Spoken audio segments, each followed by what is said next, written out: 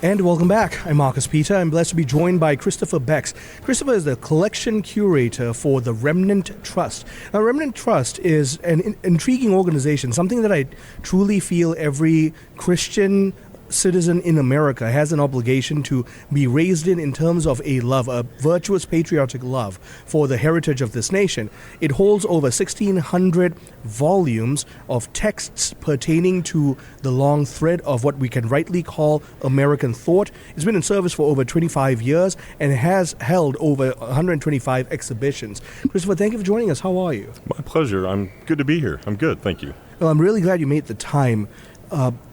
Our audience, the grandparents, parents, children, people who love the Lord, but also understand that by virtue of loving the Lord, they have an obligation to rightly function as Christians within our civic order. And so the Remnant Trust, tell us about what it does and how it helps bolster that mission. Certainly. So the Trust is a public charity, a 501c3.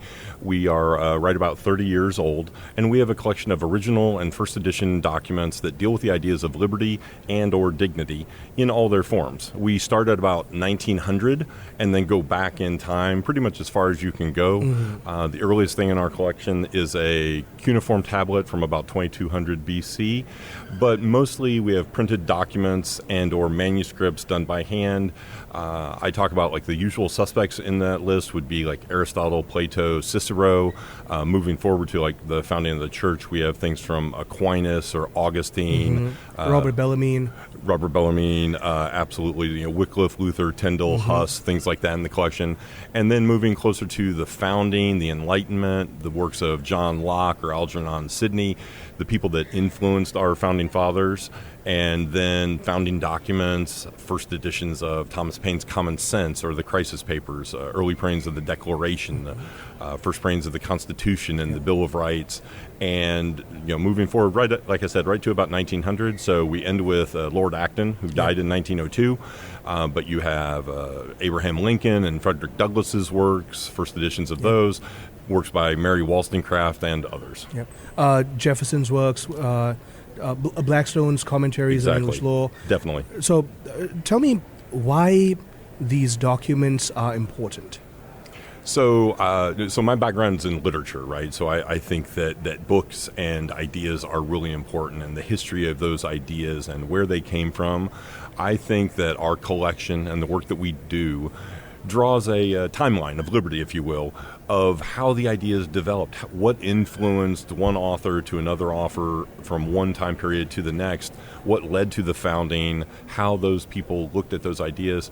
And I think it at least sheds light on how we move forward from where we find ourselves today, that we can look to the past and those ideas and documents and get some sense of how we should try to move forward. And these are things that have stood the test of time. So not that that's the only thing that makes them important, but we believe that conversation between these authors that we can still have today through that interaction with those documents and hopefully with one another is a way for us to understand each other and a way for us to understand how to live together, how to function in society, proper functions of government, responsibilities of citizenship, what goes along with that.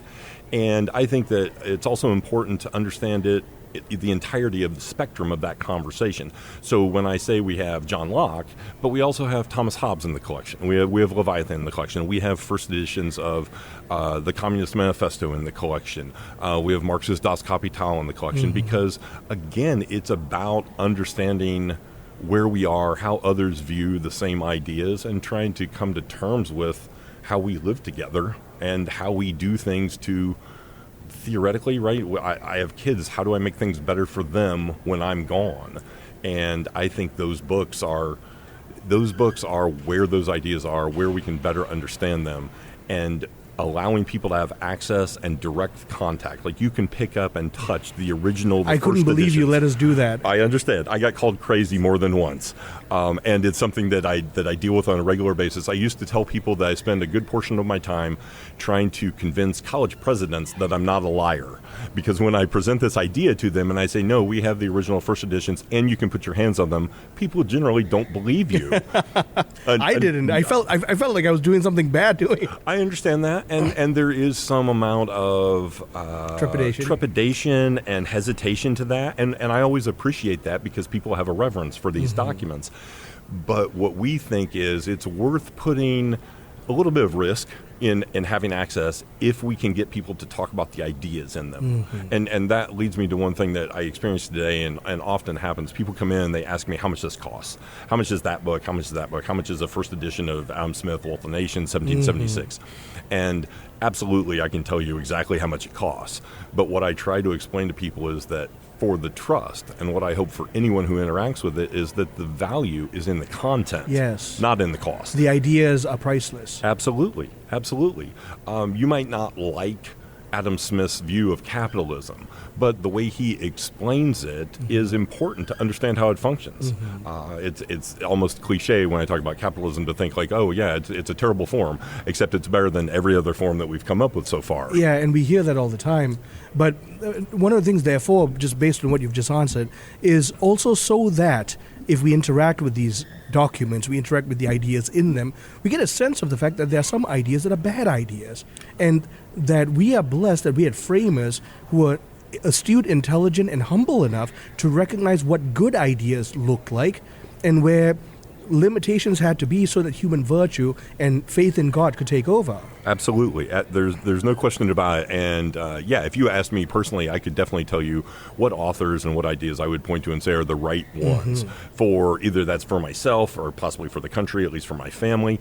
But as much as possible, the Trust tries not to make that determination beforehand. We want to expose them. We want people to engage. I want you to read Marx and to read Locke and to read Hobbes and read Thomas Paine and Jefferson's thoughts, and you decide based on that. Again, we're all informed by our own moral base and how that guides and shapes the way that we see the world. One of the things I say about our collection, and I firmly believe that the books in our collection inform and determine every decision we make every day. Every way that we interact with people, how do we treat people well, and why do we do that? How do you treat someone who's maybe in a better position than you, let alone how you treat someone who's maybe in a worse position than you? Why is that important? What is the proper function of government? Where's the line of that maybe is too far, and why do we want to hold to that line? So we have about 2 minutes, and this is a tall order. Number one, speak to everyone now about why it's so important for us and our children to be exposed to this. Number two, how can they find out about the Remnant Trust? So we'll take the second one first. The Remnant, remnanttrust.org is our website. You can go there and see the entire list of our collection of almost 1,600 documents. And why it's important is because interacting with these documents, I believe, makes history real, makes it come alive. I like to use the word concretize. I'm not sure if that's a word, but that's okay. I think it is. I think it connects to the history. It makes it a real thing. This is a document that's been around for 200 or 500 years. Why do we still have it? Why are there names of these authors that we still talk about? We do so much that we look to the modern world and think that, oh, we have this or that, that's new, we need to go to that. But let's not lose sight of all the things that came before us that made it possible for us to get to where we are, and the duty that we have to pass on that knowledge, that appreciation and understanding to coming generations. I really have enjoyed getting to know the Remnant Trust, and thank you so much for joining us to share all this. I've been talking with Kristopher Bex. He is the collection curator of the Remnant Trust.